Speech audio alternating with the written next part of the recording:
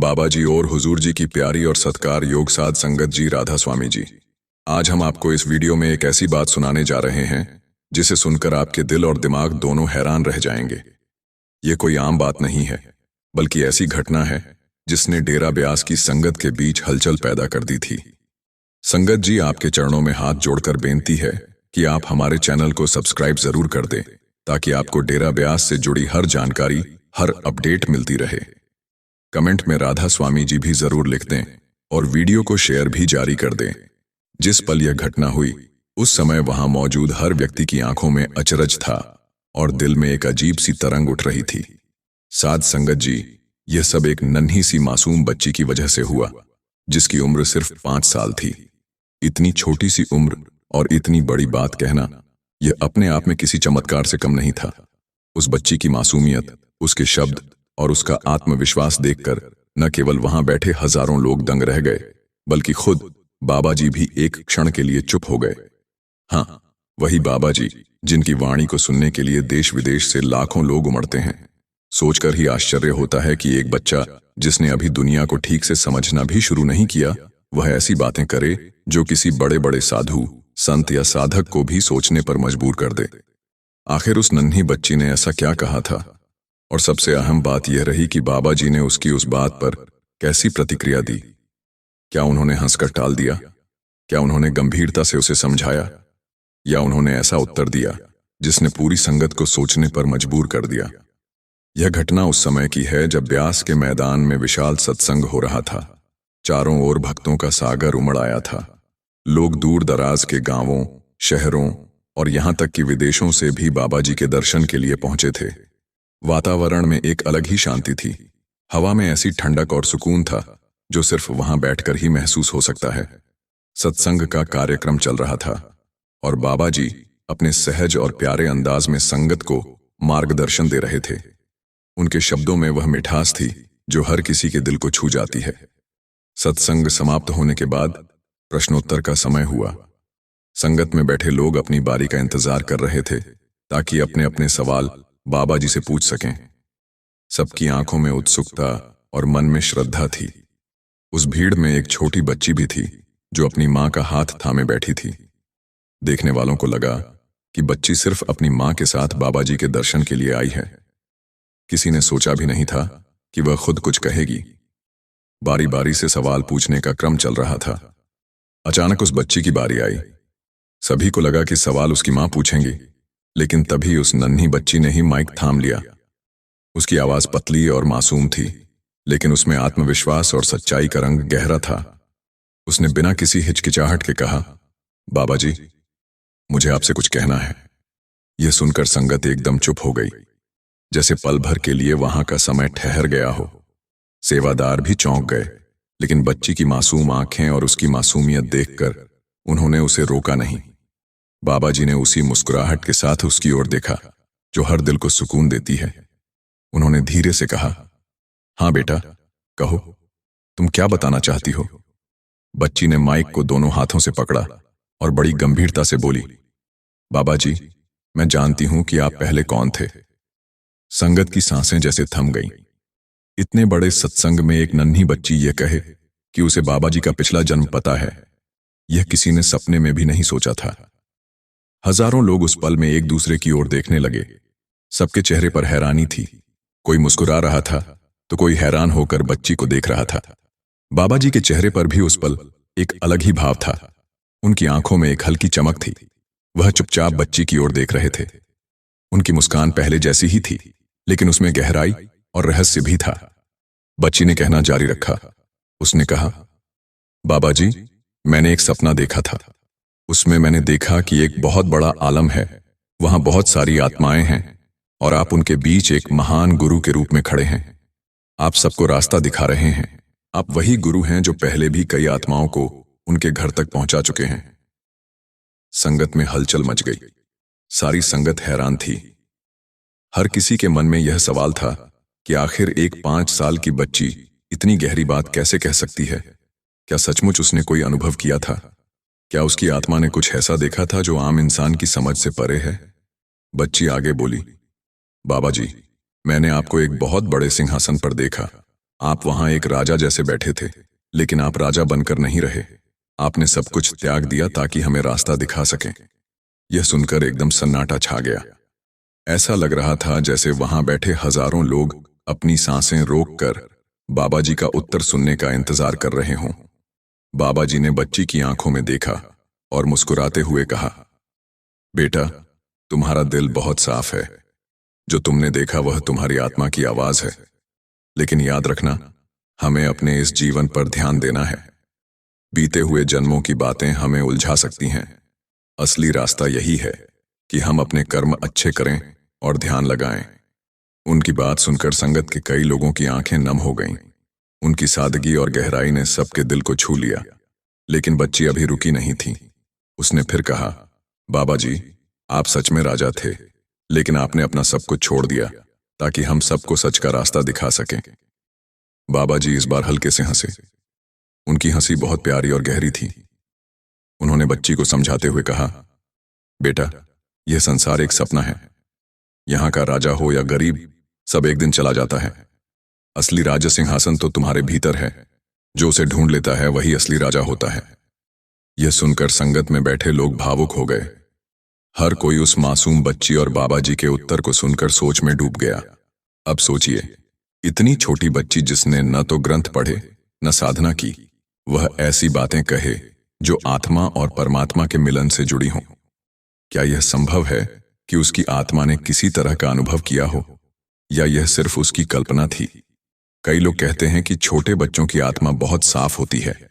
उनमें कोई छल कपट, कोई स्वार्थ नहीं होता। उनकी आत्मा सीधे ईश्वर के करीब होती है। शायद इसी कारण वह ऐसी बातें कह पाते हैं जो बड़े बड़ों की समझ से भी बाहर होती हैं। उस दिन संगत में मौजूद कई लोगों ने कहा कि बच्ची ने जो कहा वह उसकी आत्मा की गहराई से निकली हुई अनुभूति थी, जबकि कुछ लोग मानते थे कि यह महज सपना था। लेकिन चाहे जो भी हो, उस दिन का पल हर किसी के दिल में बस गया। बाबा जी हमेशा कहते हैं कि ध्यान और सिमरन ही वह रास्ता है जिससे आत्मा अपने असली घर तक पहुंच सकती है। उनका कहना है कि हमें अतीत या भविष्य की चिंता नहीं करनी चाहिए। हमें सिर्फ वर्तमान में जीना है और अपने गुरु की दी हुई मार्गदर्शन पर चलना है। लेकिन उस बच्ची की बात ने संगत को सोचने पर मजबूर कर दिया। हजारों लोगों के मन में यह सवाल उठा कि क्या आत्मा वाकई पिछले जन्मों की बातें याद रख सकती है? क्या बच्चों के सपनों में कोई ऐसी सच्चाई छिपी होती है जो बड़े लोग नहीं देख पाते? इस घटना ने यह भी साबित कर दिया कि गुरु और शिष्य का रिश्ता कितना गहरा होता है। कभी कभी आत्मा बिना शब्दों के भी उस सत्य को महसूस कर लेती है। उस पल बाबा जी ने जिस तरह से बच्ची को समझाया, उसमें एक बहुत बड़ा संदेश छिपा था। उन्होंने यह जताया कि चाहे हमारे पिछले जन्म कैसे भी रहे हों, असली महत्व इस जन्म का है। अगर हम अपना ध्यान अपने वर्तमान पर लगाएं और अपने कर्मों को सुधारें, तभी हम सही मायनों में अपनी आत्मा को परमात्मा तक पहुंचा सकते हैं। उस सत्संग का वह पल इतना गहरा था कि आज भी लोग उसे याद करते हैं। हर कोई यह कहता है कि उस दिन बाबा जी और उस बच्ची की बातचीत ने उनकी आत्मा को झकझोर दिया था। उस दिन ब्यास के विशाल मैदान में बैठी संगत नन्ही बच्ची और बाबा जी के बीच हुए संवाद को सुनकर पूरी तरह से स्तब्ध थी। हर चेहरा उस क्षण में डूबा हुआ था। कोई हैरान था, कोई भावुक और कोई अपनी ही सोच में खो गया था। बच्ची की मासूम आवाज अब भी सबके कानों में गूंज रही थी, बाबा जी, आप राजा थे, आपने सब कुछ त्याग दिया। और बाबा जी का वह प्यारा जवाब, बेटा, असली सिंहासन तो तुम्हारे भीतर है। यह वाक्य वहां बैठे हर व्यक्ति के दिल में उतर गया। उस पल एक अनोखा वातावरण बन गया था। ऐसा लग रहा था जैसे हवा भी रुक गई हो, पेड़ों की पत्तियां भी शांत थीं, यहां तक कि चिड़ियों की चहचहाहट भी थम सी गई थी। हर कोई केवल उसी संवाद को अपने भीतर दोहरा रहा था। कुछ लोग आपस में धीरे धीरे चर्चा कर रहे थे। एक बुजुर्ग सेवादार बोले, देखो, बच्चों की आत्मा कितनी पवित्र होती है। ये बच्ची सचमुच किसी बड़े रहस्य को उजागर कर गई है। पास ही बैठी एक औरत बोली, हाँ, बच्चा तो मासूम होता है, उसके शब्द झूठे नहीं होते। जो उसने देखा होगा वही सच बताया होगा। लेकिन वहीं कुछ लोग यह भी कह रहे थे, शायद यह बच्ची का सपना था। वह बाबा जी को इतना चाहती है कि उसे सपना भी उनके बारे में ही आता है। इस तरह संगत में अलग अलग ख्याल चल रहे थे, लेकिन एक बात पर सब सहमत थे कि बच्ची की बात और बाबा जी का उत्तर दोनों साधारण नहीं थे। उनमें कुछ ऐसा था जिसने दिलों को झकझोर दिया। अब जरा सोचिए, एक बच्चा जो 5 साल का हो, जिसने न तो जीवन के संघर्ष देखे, न किताबें पढ़ी, न साधना की, वह ऐसी गहरी आध्यात्मिक बात कहे, यह केवल उसकी आत्मा की पवित्रता से ही संभव हो सकता है। अक्सर कहा जाता है कि बच्चे भगवान के सबसे करीब होते हैं। उनकी आत्मा में कोई मैल नहीं होता। वे सीधे उस सत्य को महसूस कर लेते हैं जिसे बड़े बड़े साधक वर्षों की साधना के बाद भी नहीं देख पाते। उस दिन बाबा जी ने बच्ची को जितने सरल और गहरे शब्दों में समझाया, वह केवल उसी नन्हे दिल के लिए नहीं, बल्कि पूरी संगत के लिए संदेश था। उन्होंने कहा था, बीते जन्मों की बातें हमें भटका सकती हैं, हमें ध्यान वर्तमान पर रखना चाहिए। इन शब्दों में बहुत बड़ी सीख छिपी है। हम सब अक्सर अपने अतीत में उलझे रहते हैं, कभी पुराने कर्म, कभी बीती बातें, कभी पिछले जन्मों के बारे में जानने की जिज्ञासा। लेकिन सच्चाई यह है कि इन सब में उलझकर हम अपने वर्तमान को खो देते हैं। गुरु का यही संदेश है कि हमें अभी के पल को सुधारना है, हमें अपने आज पर ध्यान देना है। बच्ची की बात पर बाबा जी ने हल्के से मुस्कुराते हुए यह भी कहा था, दुनिया एक सपना है। ये वाक्य सुनते ही कई लोग सोच में पड़ गए। सच में ये दुनिया एक सपना ही तो है। यहाँ का धन, दौलत, रुतबा, राजा या रंक, सब कुछ एक दिन मिट जाना है। जो बचता है वह केवल आत्मा है, और आत्मा का असली घर वही है जहां से वह आई है। अब जरा उस बच्ची की बातों पर ध्यान दें। उसने बाबा जी को सिंहासन पर बैठे हुए देखा। यह बात अपने आप में एक प्रतीक है। सिंहासन केवल राजगद्दी नहीं, बल्कि उस आध्यात्मिक ऊंचाई का प्रतीक है जहां से गुरु आत्माओं को मार्ग दिखाते हैं। बच्ची ने शायद अपनी मासूम आत्मा की नजरों से वही दृश्य देखा और उसे शब्दों में कह दिया। बाबा जी ने उस मासूम बच्ची की कल्पना को नकारा नहीं, बल्कि उसे सही दिशा दी। उन्होंने कहा, असली सिंहासन तुम्हारे भीतर है। यानी जब तक इंसान अपने भीतर के मालिक को नहीं ढूंढता, तब तक बाहरी राजगद्दी का कोई महत्व नहीं। इस घटना के बाद कई लोगों के जीवन की सोच बदल गई। एक व्यक्ति ने अपने दोस्त से कहा, भाई, मैं तो सोच रहा हूं कि बच्ची के शब्द और बाबा जी का उत्तर मेरे लिए ही थे। मैं हमेशा अपने अतीत में खोया रहता था, लेकिन अब समझ आया कि वर्तमान ही सबसे बड़ा खजाना है। किसी और ने कहा, देखो, यह बच्ची ना होती तो शायद बाबा जी यह बात इतने सीधे ढंग से न कहते। बच्ची ने सवाल पूछा और बाबा जी ने मौका पाकर पूरी संगत को संदेश दे दिया। सच में कभी कभी छोटे छोटे मौके बहुत बड़े बदलाव ले आते हैं। उस दिन का वह पल ऐसा ही था। अब जरा ध्यान की बात करें। बाबा जी हमेशा कहते हैं कि ध्यान और सिमरन ही वह रास्ता है जिससे आत्मा मालिक तक पहुंच सकती है। बच्ची की मासूमियत और उसके सपने ने यह भी दिखाया कि शायद उसने अपने भीतर कुछ ऐसा अनुभव किया था जिसे शब्दों में व्यक्त करना आसान नहीं। ध्यान की गहराई में जाते समय साधकों को अलग अलग अनुभव होते हैं। कभी कोई प्रकाश दिखता है, कभी किसी आवाज का अनुभव होता है। लेकिन एक 5 साल की बच्ची का यह अनुभव और भी चौंकाने वाला था, क्योंकि उसने सीधे गुरु का स्वरूप और उनका असली स्थान देखा। बाबा जी का उत्तर यह भी सिखाता है कि चाहे अनुभव कितना भी बड़ा क्यों ना हो, हमें उसमें उलझना नहीं है, हमें आगे बढ़ना है। बच्चे की मासूमियत में सच्चाई थी, लेकिन गुरु का संदेश यह था कि अनुभव को पकड़ना नहीं, बल्कि उस रास्ते पर बढ़ते रहना ही असली साधना है। उस दिन के बाद कई लोग घर जाकर अपने बच्चों को और भी ध्यान से देखने लगे। किसी ने कहा, बच्चे सच में भगवान के दूत होते हैं, उनकी बातें हल्के में नहीं लेनी चाहिए। तो किसी ने कहा, शायद हमारी आत्मा भी कभी इतनी ही मासूम थी, लेकिन जैसे जैसे हम बड़े हुए, दुनियावी चीजों ने हमारी आत्मा को ढक लिया। सच भी यही है, जब तक आत्मा मासूम और निर्मल रहती है, वह सत्य के बहुत करीब होती है। और यही बात उस बच्ची ने अपने शब्दों में कह दी थी। अब सोचिए, संगत में बैठे हुए हजारों लोग, जिनमें से कुछ पढ़े लिखे थे, कुछ अनपढ़, कुछ बुजुर्ग और कुछ जवान, सबने उस पल से कुछ न कुछ सीखा।